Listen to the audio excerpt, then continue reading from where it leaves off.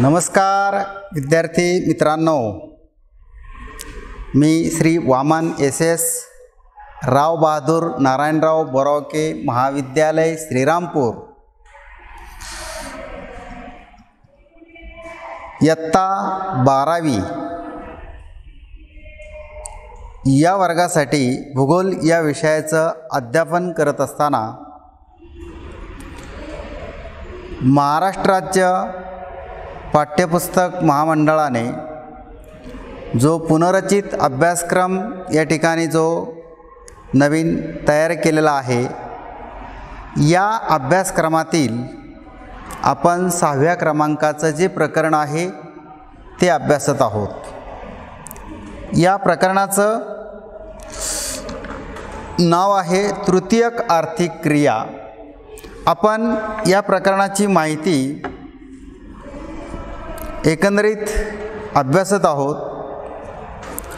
मागील तासिकेला आपण तृतीयक आर्थिक क्रियांचं वर्गीकरण अभ्यासत असताना तृतीयक आर्थिक क्रियामध्ये व्यापार या तृतीयक आर्थिक क्रियेच्या संदर्भातली माहिती आपण मागील तासिकेला अभ्यासली। व्यापार देशांतर्गत आणि आंतरराष्ट्रीय स्तरावरती केला जातो। व्यापारामध्ये वेगवेगळ्या वाहतुकीच्या साधनांना विशेष महत्त्व असतं, कारण वाहतुकीच्या साधनांच्या उपलब्धतेशिवाय व्यापार विकसित होत नाही आणि त्यामुळे जगातल्या कोणत्याही देशांना देशांतर्गत व्यापार करण्यासाठी किंवा आंतरराष्ट्रीय व्यापार करण्यासाठी वाहतूक हा घटक अत्यंत महत्त्वपूर्ण उपयोगी पडत असतो आणि त्यामुळे वाहतुकीला विशेष प्रामुख्याने महत्त्व आहे। या संदर्भातली माहिती आपण इथपर्यंत अभ्यासलेली होती। आज आपण तृतीयक आर्थिक क्रियांचं वर्गीकरण अभ्यासत असताना 3ऱ्या क्रमांकाचा जो सेवा व्यवसाय जो मानवाचा जो आहे तो म्हणजे पर्यटन। तर या पर्यटन व्यवसायाच्या संदर्भातली माहिती किंवा या सेवा व्यवसायाच्या संदर्भातलं एकंदरीत असणारं महत्त्व या ठिकाणी आपण अभ्यासणार आहोत।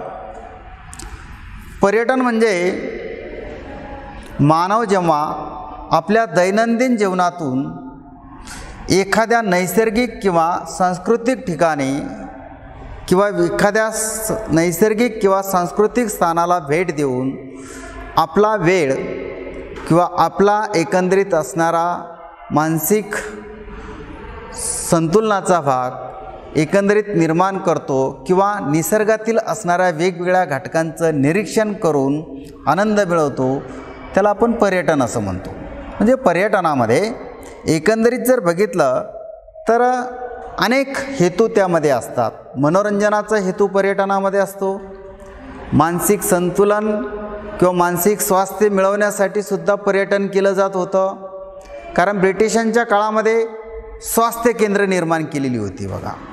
म्हणजे ब्रिटिशांच्या काळामध्ये स्वास्थ्य केंद्रांच्या ठिकाणी ब्रिटिश अधिकारी जाऊन राहायचे, कारण त्यांचा जो दैनंदिन कामकाजाचा भाग जो होता त्या कामकाजामधून त्यांना वेळ मिळत नसे आणि त्यामुळे एखाद्या अशा विशिष्ट ठिकाणी थंड हवेची ठिकाणं असतील, निसर्ग सौंदर्ययुक्त ठिकाणं असतील किंवा वेगवेगळ्या काही सांस्कृतिक घटकांनी विशेष निर्माण केलेली ठिकाणं असतील, तर काही वेगवेगळ्या ऐतिहासिक वास्तू असतील, अशा ठिकाणांना प्रामुख्याने भेटी दिली जातात किंवा त्या ठिकाणी जाऊन निवास केला जातो।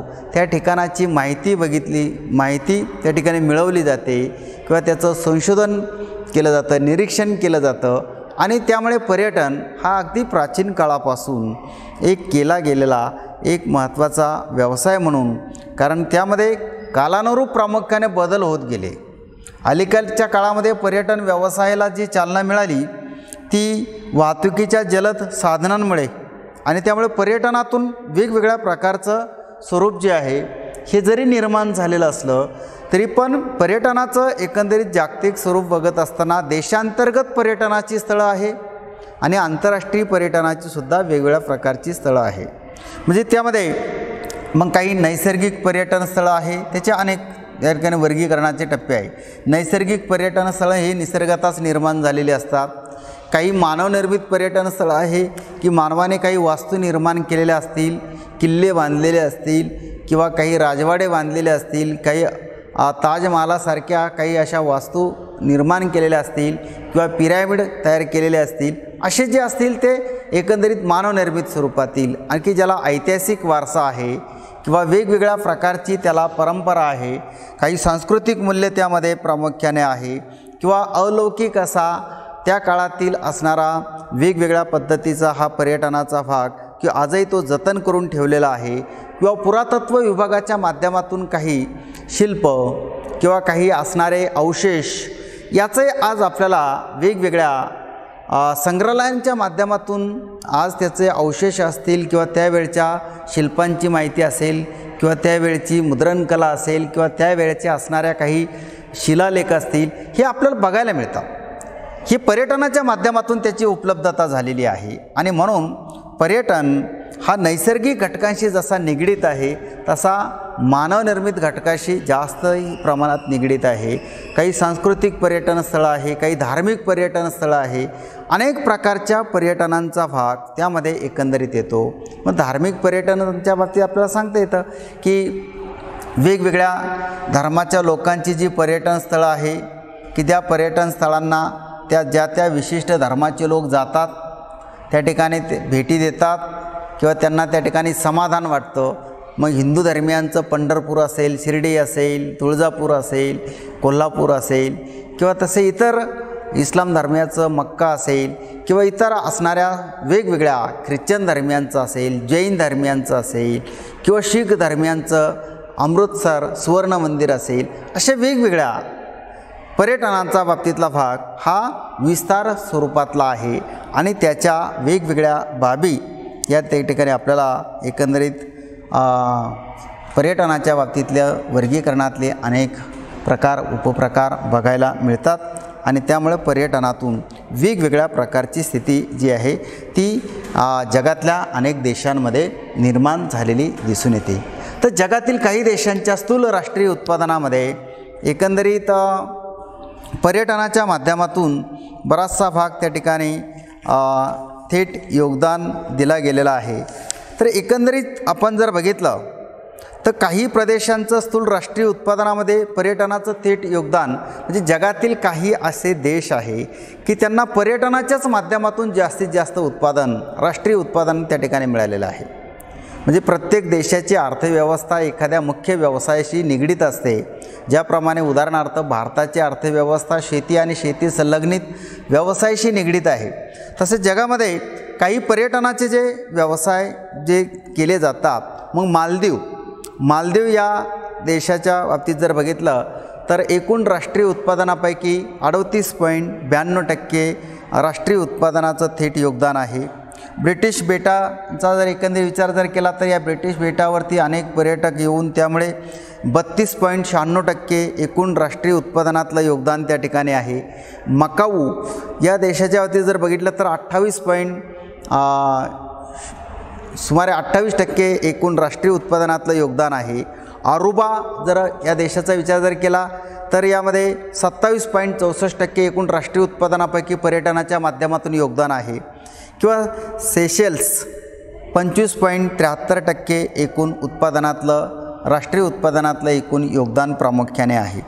अशी जर एकंदरीत स्थिती जर आपण बघितली पर्यटनाच्या बाबतीमध्ये तर हा पर्यटन व्यवसाय एक सेवा व्यवसाय म्हणून पर्यटकांना लागणाऱ्या अनेक साधनसामुग्रींची किंवा पायाभूत सुविधांची पूर्तता करून पर्यटकांना लागणाऱ्या वेगवेगळ्या सेवा उपलब्ध करून देऊन त्यातून परकीय चलन मिळवून देण्यासाठी जगातल्या अनेक देशांना हा पर्यटन व्यवसाय हा जास्तीत जास्त उपयुक्त पडलेला आहे, हे एकंदरीत आपल्याला सांगता येईल. मग पर्यटन हा एक महत्त्वाचा तृतीयक आर्थिक सेवा व्यवसाय आहे. या व्यवसायातून प्रत्यक्ष किंवा या आर्थिक क्रियेतून प्रत्यक्ष उत्पादन होत नाही, परंतु सेवा मात्र पर्यटकांना दिली जाते आणि त्यामुळे त्या मोबदल्यामध्ये त्यांना चलन पुरवठा मिळतो किंवा त्यांना त्या माध्यमातून एकंदरीत मोबदला मिळतो आणि त्यामुळे पर्यटन हा एक जगातला तृतीयक आर्थिक श्रेणीतला सेवा व्यवसाय म्हणून त्याची गणना एकंदरीत केली जाते. जगामध्ये गेल्या काही दशकात जर बघितलं तर पर्यटन व्यवसायात खूप वाढ झालेली आहे. म्हणजे अलीकडच्या काळात जर बघितलं तर जगामध्ये अनेक देश पर्यटनाच्या माध्यमातून मोठ्या प्रमाणावरती आपला राष्ट्रीय उत्पादनाचा भाग जो आहे तो वाढवतात किंवा परकीय चलन मिळवण्यासाठी पर्यटन हा व्यवसाय जास्तीत जास्त उपयुक्त ठरतो. आपल्या भारताने सुद्धा जर आपण बघितलं तर जम्मू काश्मीर, लडाख किंवा हिमालयातील असणारी वेगवेगळ्या प्रकारची असणारी सांस्कृतिक धार्मिक ठिकाणं किंवा आपल्या महाराष्ट्रातील वेरूळ अजिंठा लेण्या की त्या जागतिक स्तरावर कलाकृतीचं एक प्राचीन काळातलं स्वरूप मानलं जातं. तर असे वेगवेगळे जे शिल्प असतील, लेण्या असतील किंवा काही वास्तू असतील, काही किल्ले असतील, काही वेगवेगळ्या प्रकारच्या असणाऱ्या नैसर्गिक सौंदर्य ठिकाणं असतील, तर अशा हिमालयातल्या निसर्ग सौंदर्य आणि जैवविविधतेने नटलेल्या अनेक प्रदेशांना पर्यटनाचा दर्जा त्या ठिकाणी प्राप्त झालेला आहे. आणि त्यामुळे गेल्या काही दशकामध्ये जगातील अनेक देश पर्यटन व्यवसायात वाढ करताना दिसतात, कारण त्या माध्यमातून त्यांना मोठ्या प्रमाणावरती एक चलन पुरवठा जो आहे तो प्रामुख्याने झालेला दिसून येतो. सद्यस्थितीत जर आपण बघितलं तर वाहतुकीच्या प्रगत साधनांमुळे पर्यटनाला एक गती मिळालेली आहे. कारण आज आपण बघतो की प्राचीन काळातल्या तुलनेमध्ये आज वाहतुकीच्या साधनांमध्ये आमूलाग्र असे बदल झाले आणि मोठ्या प्रमाणावरती बदल झाले. जलद वाहतुकीच्या साधनांचा विकास झाला. आज बघितलं तर आपल्याला हवाई वाहतुकीच्या माध्यमातून जगातल्या कानाकोपऱ्यापर्यंत अगदी सहज अगदी कमी कालावधीमध्ये त्या ठिकाणी पोहोचता येते. आणि त्यामुळे वाहतुकीच्या साधनांचा किंवा वाहतुकीच्या प्रगत साधनांमुळे तंत्रज्ञानामुळे पर्यटनासाठी लागणाऱ्या मूलभूत सुविधा ह्या वेगवेगळ्या पर्यटनाच्या क्षेत्रात निर्माण करून देता आल्या आणि त्यामुळे पर्यटनाला चालना मिळालेली आहे. आज जगातले अनेक देश, सिंगापूर, थायलंड किंवा युरोप खंडातील अनेक देश हे पर्यटनाच्या माध्यमातून आज आपला राष्ट्रीय स्थूल उत्पादनातला बराचसा भाग त्या ठिकाणी निर्माण करतात. आपण आत्ता 4-5 देशांचं प्रातिनिधिक स्वरूपातली उदाहरणं बघितली, पण याशिवाय जगातील वेगवेगळे देश की ज्या देशांचा पर्यटन व्यवसायाशी असणारा संबंध जो आहे तो मोठ्या प्रमाणावरती चलन पुरवठा प्राप्त करून घेण्यासाठी आणि जगामध्ये पर्यटन व्यवसायामध्ये आपली प्रसिद्धी व्हावी यासाठी जाहिराती पण केल्या जातात. म्हणजे आपण बघतो की अनेक पर्यटन करणाऱ्या किंवा वेगवेगळ्या प्रकारचा टुरिझम हा एक व्यवसाय प्रामुख्याने आहे पर्यटनाचाच. आणि त्यामुळे या व्यवसायाला गती देण्याचं काम या माध्यमातून एकंदरीत झालेलं आहे. आणि म्हणून जगातील प्रमुख बेटांच्या स्वरूपातील जे देश आहे, उदाहरणार्थ सिंगापूर वगैरे, इंडोनेशिया, मलेशिया या देशांची उदाहरणं आपल्याला सांगता येतील किंवा ब्रिटिश बेटं त्यामध्ये आहे. तर या निसर्ग सौंदर्यांमुळे, सागरी हवामानामुळे किंवा सम हवामानाचा प्रदेश, सामुद्रिक खेळांची असणारी त्या ठिकाणी केलेली निर्मिती आणि उपलब्धता, त्यामुळे पर्यटन व्यवसायाला एक प्रामुख्याने विकसित प्रारूप प्राप्त होत चाललेलं आहे. याचं प्रातिनिधिक स्वरूपातलं उदाहरण आपल्याला सांगता येते सिंगापूर. सिंगापूर हा देश पर्यटनाच्या माध्यमातून आज जागतिक स्तरावर अनेक पर्यटकांना आकर्षित करण्याचा प्रयत्न करतो आहे आणि त्यातून परकीय चलन मोठ्या प्रमाणावरती मिळवतो आहे. हे त्याचं वैशिष्ट्य आपल्याला एकंदरीत सांगता येईल. आणि म्हणून एखाद्या ठिकाणी पर्यटन व्यवसाय वाढवण्यासाठी काही भौगोलिक घटक जे असतात ते भौगोलिक घटक महत्त्वाचे आहे. कारण काही विशिष्ट घटकांचा विशेष प्रभाव किंवा परिणाम हा पर्यटनावरती प्रामुख्याने आहे. आणि पर्यटनासाठी कोणताही प्रदेश जर असेल तर त्याची स्थान आणि स्थिती ही सर्वात महत्त्वाची आवश्यक आहे. सुरक्षित स्थान, आल्हाददायक किंवा निसर्ग सौंदर्याने युक्त आणि सुस्थिती, चांगल्या प्रकारची स्थिती की ज्या ठिकाणी पर्यटकांना गेल्यानंतर आल्हाददायक वाटलं पाहिजे, आनंद मिळाला पाहिजे. पर्यटन आनंद मिळवण्यासाठीच केला जातो.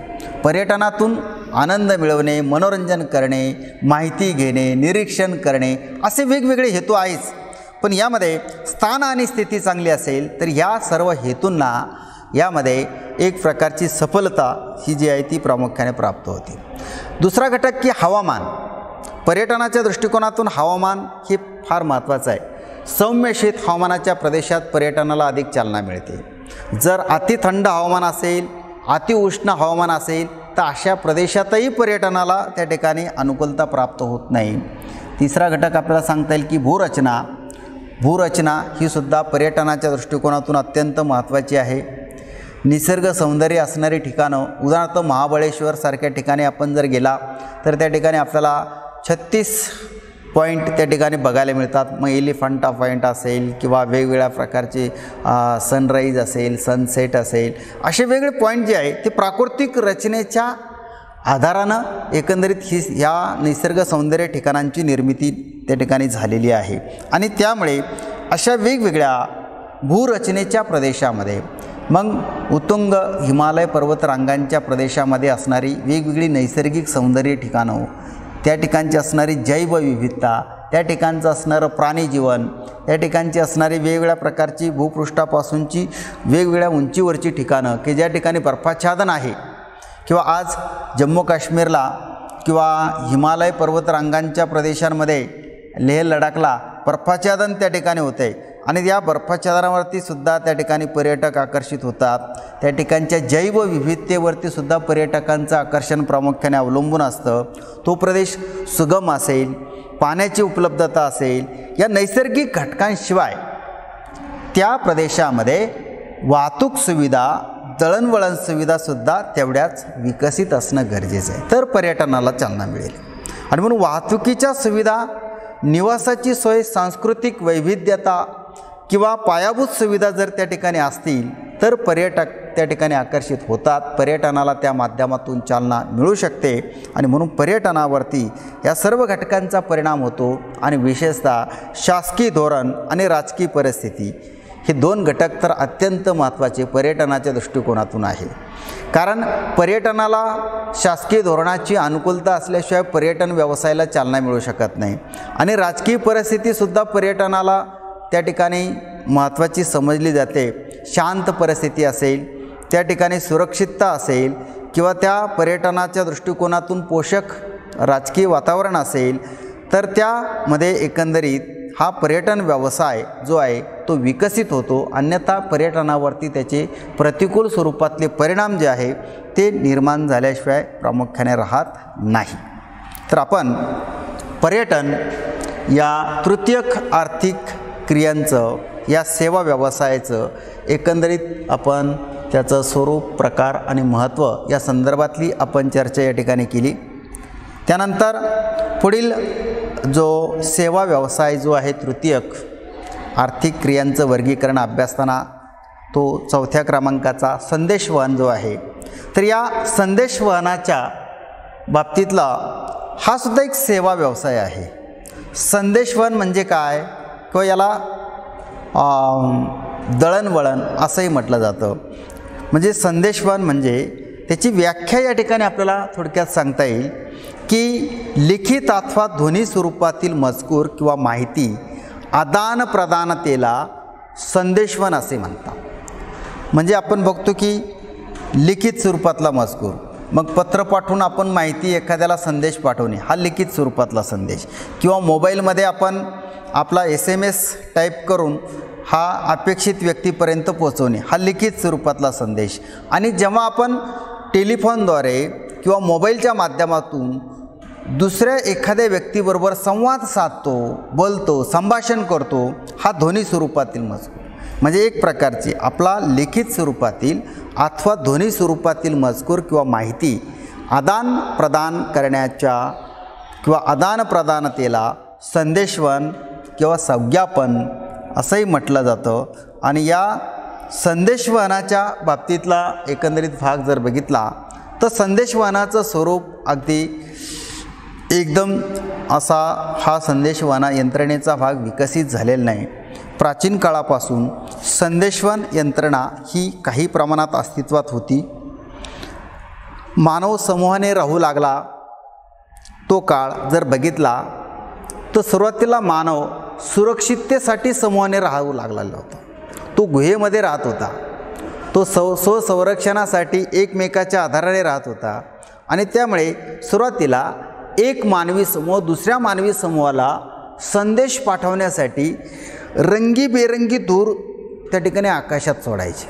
म्हणजे बघा, आधी रंगीबेरंगी धूर म्हणजे एक प्रकारचा पांढऱ्या रंगाचा धूर असेल तर विशिष्ट संकेत, किंवा वेगवेगळ्या रंगाचे धूर, निळ्या रंगाचा धूर असेल, किंवा वेगवेगळे रंगसंगती किंवा रंगीबेरंगी धूर आकाशात सोडून एक मानवी समूह दुसऱ्या मानवी समूहाला विशेष संदेश त्या काळामध्ये पाठवण्याची त्यांची ती त्यावेळची कोड भाषा म्हणता येईल, किंवा त्या प्रकारची त्यांची ती एक संकेत प्रणाली म्हणता येईल आपल्याला. आणि म्हणून संदेशवाहक म्हणून घोडेस्वाराचा वापर केला गेला. म्हणजे एका प्रदेशातली व्यक्ती दुसऱ्या प्रदेशामध्ये संदेश पोहोचवण्यासाठी घोड्यांवरून जात असे. त्याच्या अगोदर तो पायी प्रवास करूनही संदेशवहन त्या ठिकाणी करत असे. सांडणी स्वार म्हटलं जायचं. किंवा त्यानंतर मग हळूहळू मानव प्रगत होत गेला. मग त्याला टपाल सेवा जी आहे ती त्याची विकसित झाली. मानवाने वस्ती निर्माण केली, शेतीचा शोध लावला, शेती विकसित होत गेली. नंतर टपाल सेवा, टेलिग्राम सेवा, फॅक्स सेवा, दूरध्वनी सेवा ह्या हळूहळू काळानुरूप विकसित होत गेल्या. आकाशवाणी सेवा, दूरदर्शन सेवा, त्यानंतर अनेक ईमेल सेवा, भ्रमणध्वनी सेवा, उपग्रही संदेशवहन सेवा, अशा अलीकडच्या काळापर्यंत जर आपण बघितलं तर संदेशवहनाच्या वेगवेगळ्या साधनांचा काळानुरूप प्रामुख्याने विकास होत गेलेला आहे. आणि त्यामुळे संदेशवहन ही प्रामुख्याने साधनसामुग्री जी विकसित होत गेली. जनसंपर्क माध्यमं म्हणून त्यांना जे विशेष महत्त्व जे त्या ठिकाणी प्राप्त झालं आहे की संदेशवहनांमुळे आज वेळेची आणि पैशाची बचत झालेली आहे. संदेशवहनांच्या माध्यमातून कामकाजाला गती प्राप्त झालेली आहे. संदेशवहनांच्या माध्यमातून वेगवेगळ्या क्षेत्रातली माहिती तात्काळ त्या ठिकाणी उपलब्ध होते. त्यामुळे वेळेचा अपव्यय जो पूर्वी व्हायचा तो बऱ्याचशा प्रमाणात कमी होऊ शकलेला आहे.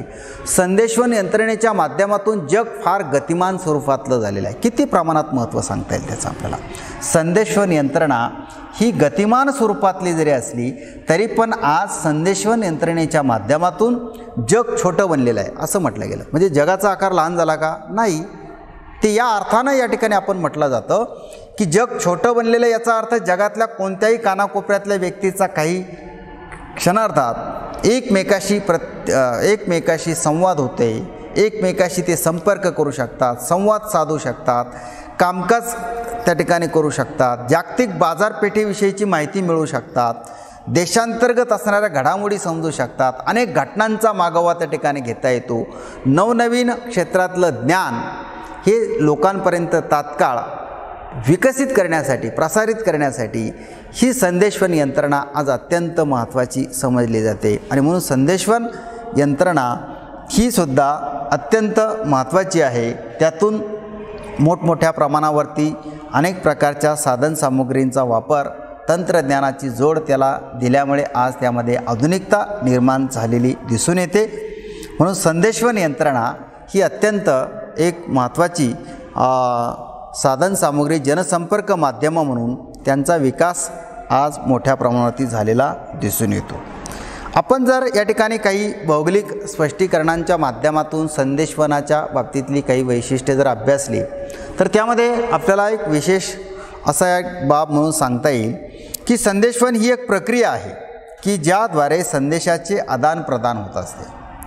मग अगदी प्राचीन काळापासून त्यामध्ये हळूहळू बदल होत गेले, परंतु मानव संदेशवहन वेगवेगळ्या प्रकारे जरी करत आलेला असला तरी पण त्याची प्राचीन काळापासूनची वेगवेगळी शैली त्या ठिकाणी ठरलेली आहे. मग सुरुवातीला त्याने चित्रांची भाषा वापरली, त्यानंतर ध्वनीचा वापर केला, सांकेतिक भाषा, कोड भाषा वापरली, अंगविशेष म्हणजे काही अभिनय ज्याला म्हणतो आपण किंवा काही मुद्रा यांचाही वापर त्याने केला. आणि त्यामुळे संदेशवहन यंत्रणेमध्ये एकंदरीत प्राचीन काळापासून हळूहळू हे बदल होत गेले. आजच्या वर्तमान काळामध्ये संदेशवहनासाठी दूरध्वनी, मोबाईल सेवा, इंटरनेट सेवा ही जी मोठ्या प्रमाणात वापरली जाते, पण या सेवेचा लाभ अगदी जनसामान्यांपर्यंत पोहोचत आहे.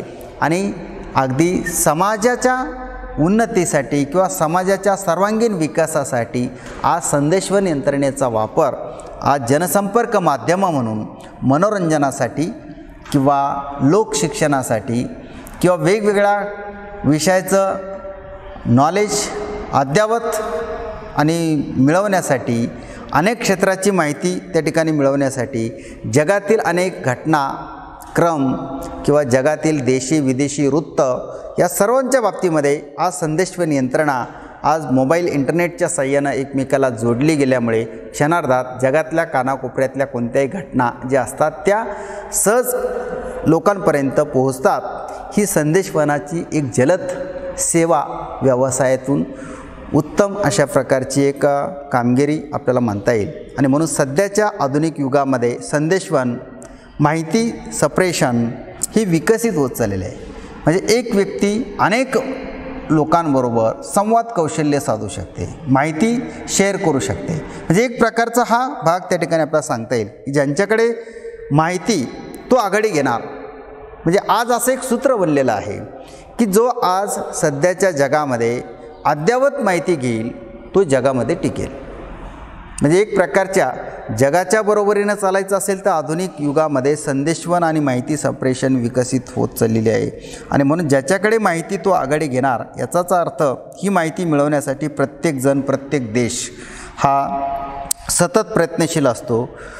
जगातील अनेक देशांनी अवकाशामध्ये कृत्रिम उपग्रह सोडलेले आहे। हे कृत्रिम उपग्रह अहोरात्र संदेशवहनाचं काम करतात। यातून पृथ्वीच्या विविध नैसर्गिक व मानवी घटकांबद्दलची माहिती ही त्यातून मिळते। हवामानाच्या संदर्भातले अंदाज, आवर्त प्रत्यावर्त, वेगवेगळ्या खनिजांचा शोध हा सुद्धा उपग्रहांच्या माध्यमातून केला जातो। ही जी बाब प्रकर्षाने एकंदरीत सांगता येईल। आणि म्हणून आज संदेशवहन यंत्रणेमध्ये ही बाब या ठिकाणी विचारात घ्यावी लागते की मानवाला आधुनिक जीवनशैलीकडे नेण्याचं काम संदेशवहन यंत्रणेच्या माध्यमातून एकंदरीत चाललेलं आहे। या सर्व संदेशवहनांचा उपयोग प्रादेशिक विकासासाठी आता मोठ्या प्रमाणात होऊ लागलेला आहे। आणि या तृतीय व्यवसायाचा विस्तार आणि आवाका दिवसेंदिवस जो वाढतोय तोही एकंदरीत विचारात या ठिकाणी घेणं गरजेचं आहे। आणि म्हणून या व्यवसायामध्ये एकंदरीत वेगवेगळ्या पद्धतीनं या व्यवसायांचं स्वरूप जे विकसित होत चाललेलं आहे त्या दृष्टिकोनातून या व्यवसायांना विशेष महत्त्वपूर्ण स्थान प्राप्त झालेलं आहे, हे यामध्ये एकंदरीत आपल्याला सांगता येईल। तर विद्यार्थी मित्रांनो, आज आपण तृतीयक आर्थिक क्रियांचं वर्गीकरण अभ्यासत असताना पर्यटन आणि संदेशवहन या दोन तृतीयक आर्थिक क्रिया या सेवा व्यवसायाच्या संदर्भातली आपण चर्चा या ठिकाणी जी केलेली आहे, या प्रकरणातील राहिलेला भाग आपण नंतरच्या तासिकेत अभ्यासूया। धन्यवाद।